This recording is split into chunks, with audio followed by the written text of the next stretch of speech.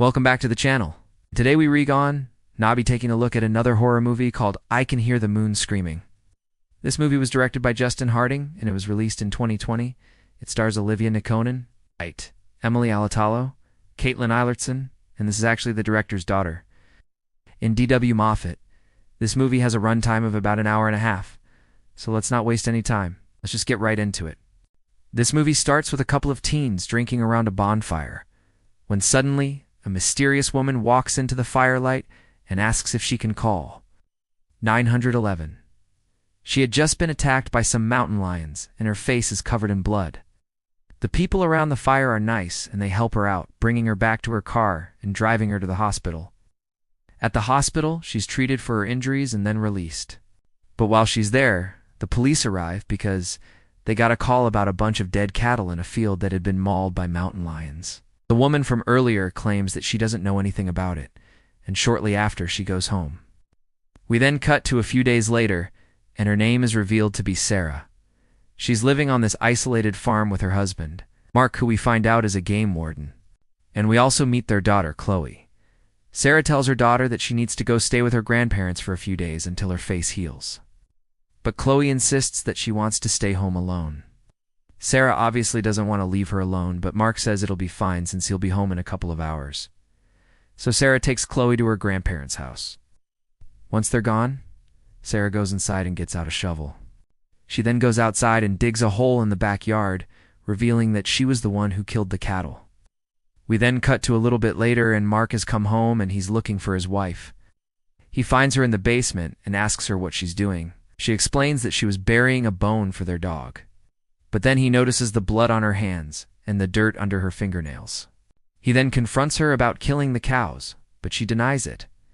Mark then leaves to go investigate the crime scene. We then cut to him arriving at the farm where the cows were found dead. Here he finds some strange footprints that look almost human-like, so he takes a cast of them and sends it off to the lab. Back at the house, Sarah is tending to the fireplace when she hears some noise outside and goes to investigate. In the barn, she finds that someone has let all of the animals out of their pens, and they running around everywhere. Then all of a sudden, she sees the same woman from the beginning of the movie standing in front of her. Sarah screams and runs away. The next morning, Mark finds Sarah and asks her if she's okay. She tells him that she saw the woman again last night and that she's scared. Mark reassures her that everything's going to be fine. They then drive into town to get some supplies. At the store, Sarah buys a bunch of animal tranquilizers.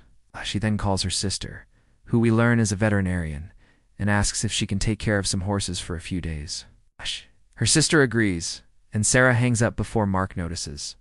He then confronts her about what she did, and she tells him that she was ungoing to hurt the animals, but that she wanted to make them sleep, so that whatever did this to them would come back. Mark tries to calm her down, telling her that nothing like that exists, but she insists that she's being honest. They then get home, and she immediately runs to the barn to try and tranquilize the animals.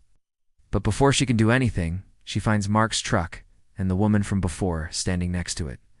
With a gun, Sarah screams and runs away. Mark arrives, and the woman aims the gun at him. Sarah tackles her and tries to fight her for the gun, but she manages to get away and run off into the woods. As the sun begins to set, Sarah and Mark go inside to hide. They hear the woman screaming outside, and they lock all the doors and windows. They then turn on the TV, but they only have one channel, which is broadcasting static. They then hear a knock on the door, and Sarah grabs a baseball bat. Mark opens the door, and it's just their daughter, Chloe, who had come back home. They let her in, and she tells them that she saw the crazy lady in the woods. They try to tell her that she didn't see anything, but she insists that she did.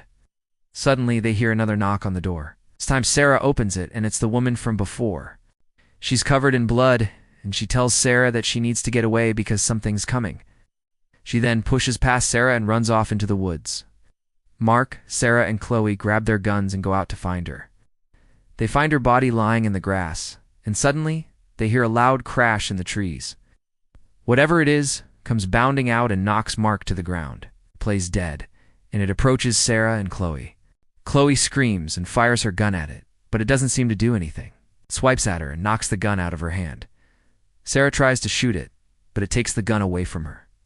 She and Chloe run away, but it chases after them. They run into the barn and lock themselves inside. Suddenly, the door opens, and the woman from before is standing there. She tells them that they need to leave now. She then helps them get into Mark's truck, and they speed away from the farm. As they're driving, Sarah looks back and sees that the barn is on fire. The creature from before is standing in front of it, screaming at the top of its lungs. That's when Sarah realizes that the moon is actually the creature, and that it was the woman's spirit that had been protecting them. The next morning, Sarah wakes up and she's laying in a hospital bed. She's hooked up to an IV, and her head is wrapped in bandages. Her sister, who's a doctor, comes into the room and tells her that she's lucky to be alive. She then explains that when they arrived at the scene, both Mark and Chloe were dead. And although Sarah had managed to get away, she had lost part of her brain from where the creature had hit her. Because of this, Sarah will never be quite the same again.